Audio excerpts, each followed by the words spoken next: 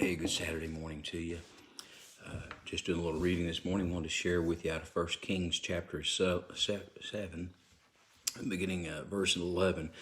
This is where King Solomon is building the temple, showing the fine work in the temple. He's having Hiram from Tyre do it. He's the son of a widow, and he does all this delicate work.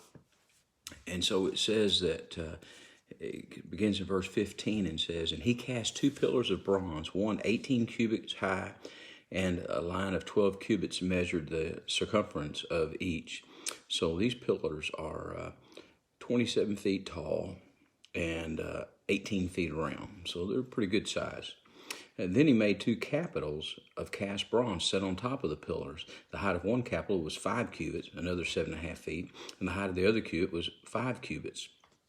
So that's another 7 feet, 7.5 feet. As you put it on top of the 27, now you're at 32 feet.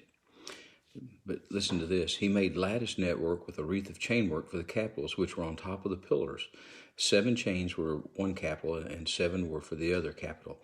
He made the pillars and the bronze rows of pomegranates above the network all around to cover the capitals that were on top. And thus he did for the other capital. These capitals were on top of the pillars, and the hall were in the shape of lilies of 4 cubits. And so I'm going to stop reading there and just kind of share with you something that we catch.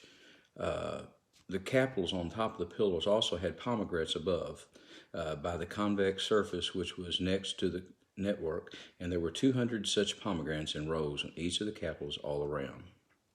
So what you see is something that's 32 feet up in the air and decorated all the way up and very large and massive, but on the top of these, in the shape of it, he has made 200 pomegranates in rows all around. What we find is that in his design of this temple, he understood that the only one who's ever going to see that work was God, looking down from above into his temple. Not those who were down looking up. They couldn't see the fine work on the top, but God did. And so I share this with you today as I was reading through, because it brought to my mind once again, you and I need to remember that our lives that we live is not so much viewed by those around us, but in the fine details of our life is viewed by God. And so this day, live your life in such a way that you know that there's a Father up above that's looking down with love, as the song says. So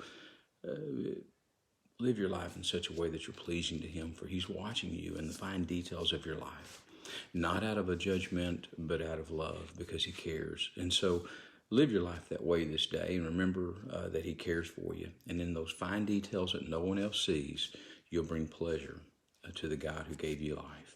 So have a great day. Know that you're loved as always. And remember today at 8, men's breakfast. At 9 to 11 is a ladies come to the table conference at Westview. So a couple of things going on. We'd love for you to join us for worship tomorrow. Small groups at 9. 10 o'clock is worship. So maybe we'll see you then. You have a great day, and know that you're loved as always. And God bless.